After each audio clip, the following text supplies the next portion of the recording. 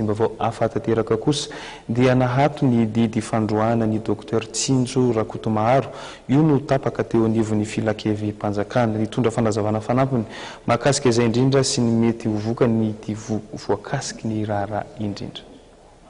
Tsara zany ho fantatry ny be sy maro indray zany sy mpanara-baovao ny toy an'ilay fandroana ny tena koa araky ny décision 88/16/2016 avy any amin'ny fonction publique mandroaka ny tenako tsy mpiasa an-tanàna Antananarivo intsony. Ka nanoloanan'izany fandroana tsy ara-dalàna zany fahitanay azy dia nandefa ny taratasy teny anivo ny fitsarana mahefy izahay, izany hoe ny Conseil d'État. Androany moa zany no natao ny audience izy io ka tiana mampafantatra zany fa dia araky ny didim-pitsarana izay nivoaka dia en sursis zany ny décision, izany hoe miantona aloha zany miantona ny fampiarana izany hoe fandroana ny tena koa tsy ho mpiasa an-tanàna Antananarivo zany. Dia eto aloha zany dia tiana hatrany manamarika sy mitondra fisaorana an'ireo mpitsara izay tsara araky ny hitsiny sy ny raty mitao amin'izany Conseil d'État zany.